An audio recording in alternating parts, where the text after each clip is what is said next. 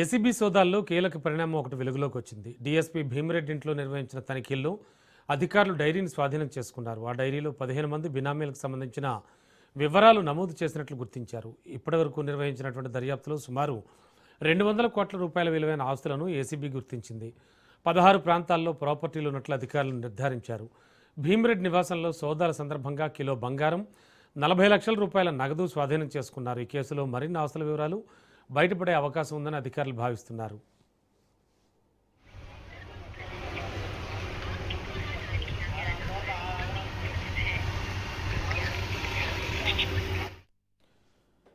ACB సోదాల్లో కీలక పరిణామం వెలుగులోకి వచ్చింది. డీఎస్పీ భీమిరెడ్డి ఇంట్లో నిర్వహించిన తనిఖీల్లో అధికారులు ఒక డైరీని స్వాధీనం చేసుకున్నారు. ఆ డైరీలో 15 మంది బినామీలకు సంబంధించిన వివరాలు నమోదు చేసినట్లు గుర్తించారు. ఇప్పటివరకు నిర్వహించిన దర్యాప్తులో సుమారు 200 కోట్ల రూపాయల విలువైన ఆస్తులను ఏసీబీ గుర్తించింది. 16 ప్రాంతాల్లో ప్రాపర్టీలు ఉన్నట్లు అధికారులు నిర్ధారించారు. భీమిరెడ్డి నివాసంలో సోదాల సందర్భంగా కిలో బంగారం, 40 లక్షల రూపాయల నగదు స్వాధీనం చేసుకున్నారు. ఈ కేసులో మరిన్ని ఆస్తుల వివరాలు బయటపడే అవకాశం ఉందని అధికారులు భావిస్తున్నారు.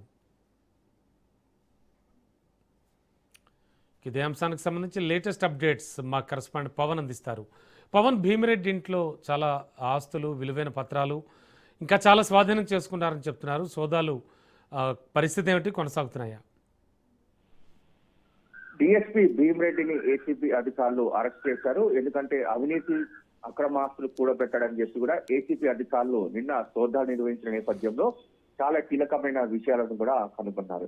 అయితే భీమిరెడ్డి ఆస్తులు మాత్రం 200 కోట్లకు పైగానే ఉంటుందని చెప్పి కూడా ఏసీబీ అధికారులు అంచనాకు వచ్చారు. మొత్తానికి చూస్తే భీమిరెడ్డి ఇంట్లో ఒక డైరీని కూడా స్వాధీనం చేసుకున్నారు. ఆ డైరీలో 15 మందికి సంబంధించి బినామీల వివరాలను కూడా పూర్తిగా ఏసీబీ అధికారులు సేకరించారు. మొత్తానికి చూస్తే ఓవరాల్ గా భీమిరెడ్డి ఇంట్లో 2 కిలోల బంగారంతో పాటు 40 లక్షల రూపాయలను కూడా ఏసీబీ అధికారులు స్వాధీనం చేసుకున్నారు. అంతేకాకుండా భీమిరెడ్డి స్నేహితుల ఒక పేరుతో యొక్క ఫామ్ హౌస్ ను గుర్తించారు. అంతేకాకుండా చివరిలో భీమిరెడ్డి కూతురు సంబంధించి ఒక అపార్ట్మెంట్ ను గుర్తించారు.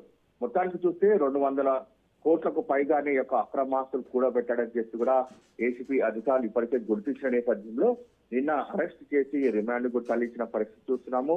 అయితే ఇంకా లాకర్లు కూడా ఓపెన్ చేసేది ఉంది. ఆ లాకర్స్ కూడా ఇంకా దీనికి సంబంధించి ఈ రోజు ఓపెన్ చేసే అవకాశం కూడా కనిపిస్తుంది.